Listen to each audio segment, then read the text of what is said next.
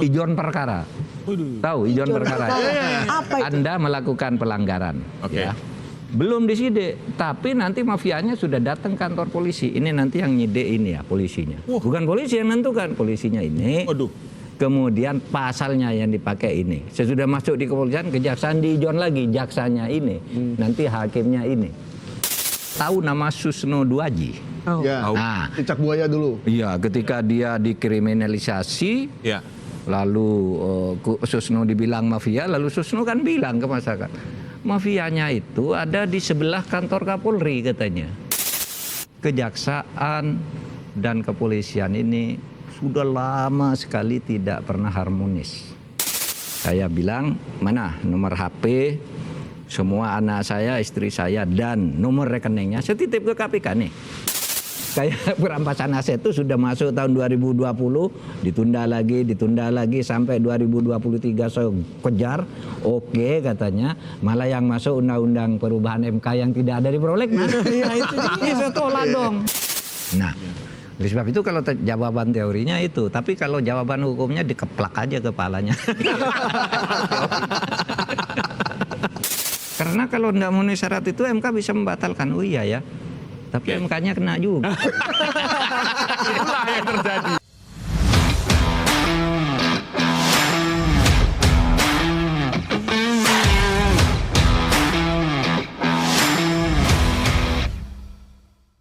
Kita jumpa lagi di Terus Terang. Salah terus terang.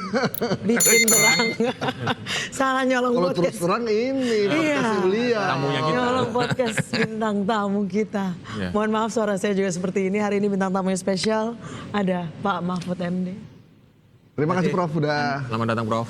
Makasih. Hadir di sini. Ya, Apa kabar Prof? Sekarang sibuk apa saja? ya biasa-biasa aja. Saya kembali ngajar sehari-hari, tapi juga senang melayani podcast-podcast kayak gini. Iya. Jadi sudah 9 Untuk, bulan ini, untuk edukasi kepada Ya. masyarakat kan. sudah bikin podcast 9 bulan ini ya? 9 bulan. Bukan baru ini, Bu. Iya, bukan baru. Jadi kita di sini Tapi yang bikin kalau secara struktural gitu ya Iya. bukan saya. Cuma Oke. pakai nama saya, jadi dia merupakan satu entitas usaha Oke. dan kegiatan Baik, sendiri. Baik. Tapi saya di situ yang jadi anunya gitu. Jadi ikonnya, Simbol Prof. ikonnya. jadi Prof kita di sini tetap berharap Pak Mahfud tetap terus terang supaya bikin terang semua. Iya, iya, iya. Ini bikin terang kan. Iya. Jadi terus terang untuk bikin terang. bikin terang. Terang, ya. Ya. Jadi Pak, Terikat sih dengan nama terus terang itu menjadi terikat karena setiap ditanya apapun ya harus betul-betul terus Ya. terang. nah, Kalau tidak terus terang, berbohong dan menyembunyikan sesuatu sehingga tidak menjadi terang, itu namanya bukan terus terang. Sudah ada yang ngontak pejabat atau siapa gitu agak tersinggung nih dengan Podcastnya. Enggak. Sempat dilaporin juga katanya sama advokat kemarin. Oh iya, kalau itu advokat main-main. Advokat mainan. kalau mau yang komplain ya berhitung dulu lah sama diajak debat pasti ya belum tentu mau ya kan. di terus terang nanti karena nggak bisa terus terang soalnya. Iya. Prof, kan berarti jadi politisi sudah, pejabat negara sudah, dosen sudah. dosen sudah. Sampai sekarang masih. Messi. Kemarin sempat jadi calon wakil Oh, jangan. menjalani itulah kampanye itu exhausting ya, Iya. Prof ya. Kemudian sekarang jadi podcaster. Sekarang menjalani podcaster sambil kembali menjadi dosen. Enak. Paling menikmati yang mana, Prof? Dari semua Gini, yang pernah Prof jalani. saya 25 tahun ya berada di Jakarta sejak zaman reformasi, tepatnya 99. 98 saya ikut reformasi, 99 sudah ditarik ke Jakarta Ya, sambil jadi dosen kan. ya. Sampai sekarang, jadi berkeliling dari satu jabatan ke jabatan. Saya berkeliling di Ya. beberapa kementerian ya. Kemudian di Mahkamah Konstitusi, pernah di DPR juga, pernah di Lengkap. DPIP gitu. Tapi selama 25 atau 26 tahun itu, saya tidak pernah berhenti mengajar. Oleh sebab itu bukan kembali menjadi dosen, ya memang tetap menjadi dosen. Selama jadi menteri pun, Ya. setiap minggu saya pulang Masih menyempatkan mengajar gitu. Jadi tidak Dulu waktu jadi Menteri Pertahanan, ketika saya ditawar Gus Dur suruh jadi Menteri Pertahanan, Ya. baik Bapak Presiden, tapi saya tahu Menteri ini kan sebentar ganti, sebentar diangkat gitu. Saya tetap jadi dosen. Oh iya, sudah jadi dosen aja. Yang penting hari kerja di Jakarta. Nah, sejak itu saya ngajar. Iya, iya. Waktu itu sangat heboh ketika nama Pak Mahfud diplot jadi Menteri Pertahanan. Itu semua orang bingung ini siapa gitu. Ini siapa dari mana ini tiba-tiba Menteri Pertahanan itu. 99 ya, Prof? Iya. 99. Enggak, tahun 2000. 2000 waktu Gus Dur. Gus Dur. Saya masih kelas 2. Waktu itu malah Prof sempat Masih SMP ya. ini bener Gus Menteri Pertahanan bukan Menteri Pertanahan gitu. Iya. Itu betul. Saya yang tanya. Saya kan tidak pernah saya bilang, Punya. ngurus pertahanan, saya sama tentara aja takut. Orang ayah saya itu digelandang oleh tentara waktu saya kecil karena tidak ikut Golkar kan. Jadi tiba-tiba mimpin tentara. Waduh, saya bilang, bisa kata Gus Dur. Luar biasanya Gus Dur ya. Meyakinkan Pak Mahfud akhirnya mau di tempat yang Di tempat saya yang pada sangat membayangkan jenderal-jenderal semua di situ. jenderal semua. Tapi ternyata enak karena nyatanya jenderal itu tentara itu sebenarnya berpikirnya lebih lebih disiplin. Nggak suka membantah-bantah gitu. Kalau disuruh gitu, saya perlu ini, udah Jalankan. jalan. Siap. gitu ya. Kalau sipil kan ngeyel. Pak ini jalannya jauh Pak ini Pak. Gitu. Jadi ngeyel dulu ya. Apalagi wartawan ya, Prof? Ngeyel dulu itu. Kalau tentara siap nggak tanya. Prof. Tuh. Jadi DPR udah pernah kan, tadi saya bilang. Menteri Kehakiman pernah, Menteri Pertahanan pernah, Menko Polhukam pernah, Ketua MK. Ketua MK pernah. Mana yang banyak mafianya, Prof? Lu lebih ngeri lagi pertanyaannya, Mas. Kalau mafia tuh merata ya, karena mafia itu masuk ke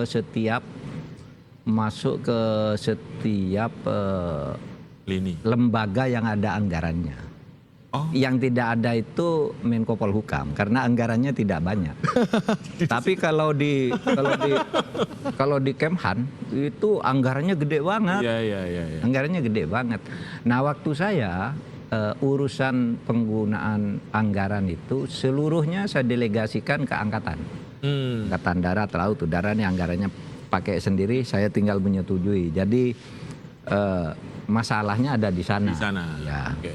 Jadi anggarannya gede itu ke Kemenhan, lalu Kumham. Iya. Kementerian Kumham itu jual beli hukum lah, masalah. Bukan hanya di pengadilan loh masalah hukum itu, juga di Kumham sendiri. Di sana kan ada administrasi hukum umum.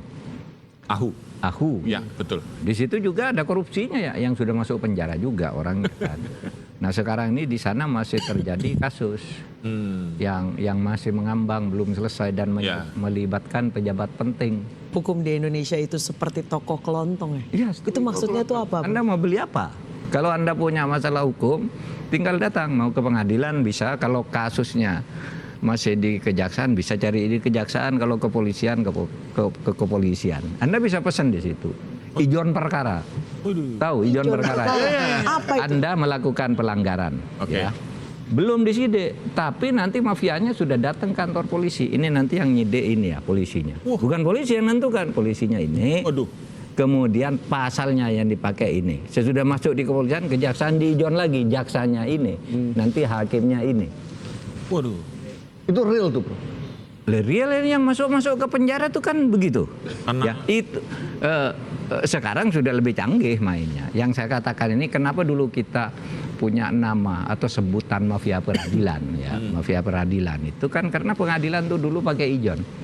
Nah, Anda tahu enggak kasus ini? Siapa yang bicara ini? Kalau itu yang saya contohkan, Ya. ijon-ijon ini kan zaman dulu sehingga kita reformasi. Tapi kalau di zaman reformasi ini Anda tahu nama Susno Duaji? Oh. Ya. Nah, Cicak buaya dulu. iya, ketika dia dikriminalisasi, Ya. lalu Susno dibilang mafia, lalu Susno kan bilang ke masyarakat, mafianya itu ada di sebelah kantor Kapolri katanya. Jadi ruang mafianya itu di sebelah Kartol Mapolri, kok saya yang dituduh? Kata si Susno. Itu beliau kabar eskrim ya? Iya kan? Iya, kabar eskrim. Jadi masih ingat dulu Susno kan habis kasus cicak buaya dia dijadikan korban lah, dijadikan tumbal, Iya. ditinggal sendiri gitu. Iya. Ya. Bahwa yang salah dalam kasus cicak buaya itu Susno Duaji. Lalu Susno bilang, loh kok saya, katanya itu di sebelah Kapolri itu anunya.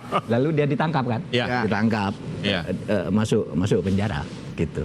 Iya. Jadi sudah begitu parahnya orang sekelas bintang 3 gitu dikriminalisasi pada waktu itu, belum lama lah ini. Iya. Udah zaman reformasi. Iya, betul.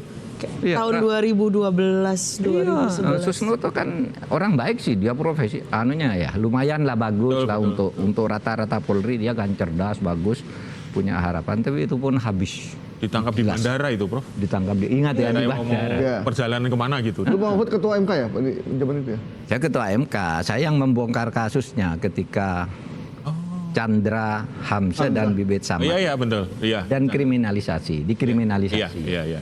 Diapakan dia? Dia ditersangkakan nerima suap. Oke. Nah, tempatnya katanya satu di Hotel Piaggio mana itu?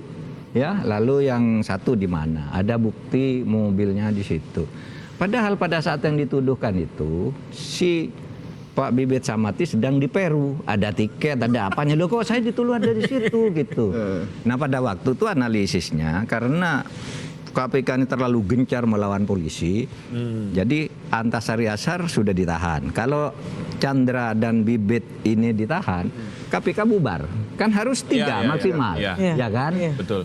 Nah di situ Pak SBY mengeluarkan perpu agar ini bisa selamat. Tapi perpunya dibatalkan, lalu saya yang buka. Pokoknya pimpinan KPK yang dijadikan tersangka, jabatannya masih melekat padanya sampai ada vonis. Masuk lagi.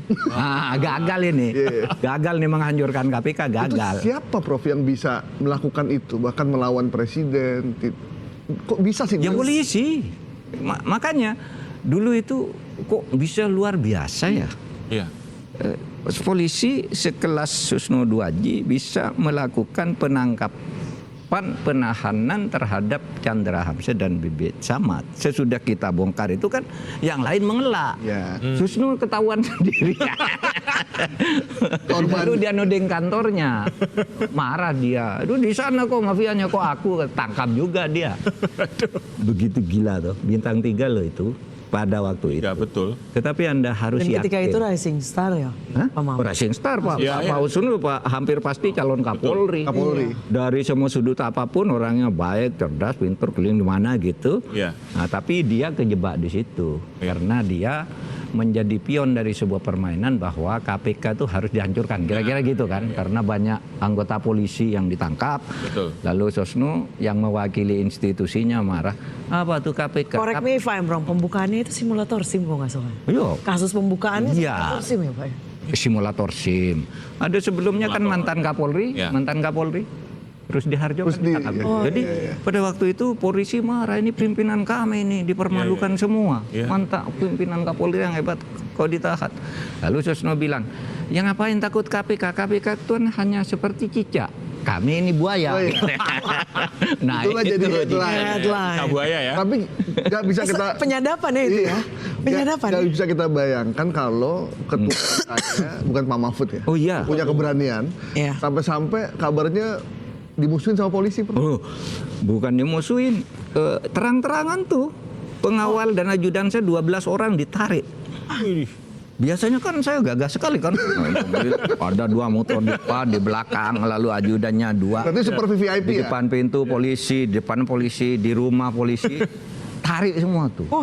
Ditarik. Tapi waktu itu saya ngelawat. Saya ini pejabat negara Iya, ring 1. iya. Saya Masa nggak ada wajudan? Hah? Masa nggak ada Ada wajudan? pengawal. gitu? Nggak ada Iya, masa pengawal. ada ajudan. 1, saya minta bantuan teman namanya Lut Panjaitan. Oh. Dikasih 2 Kopassus ngawal saya gitu. Wah, ya. Lalu saya bilang ke Pak SBY, Pak, saya ini dikriminalisasi. Saya kan harusnya, saya ini kan dikawal nih semua polisi ditarik. Katanya. Oleh sebab itu saya mau nyewa bodyguard swasta, saya bilang. Saya kan punya anggaran. Iya. Mau menyewa bodyguard. Pak SDW kan dia kaget tapi juga responsif. Tidak boleh terjadi itu Pak Mahfud katanya. Pak Mahfud adalah pejabat negara, ring 1, pejabat pengawalnya harus bagus.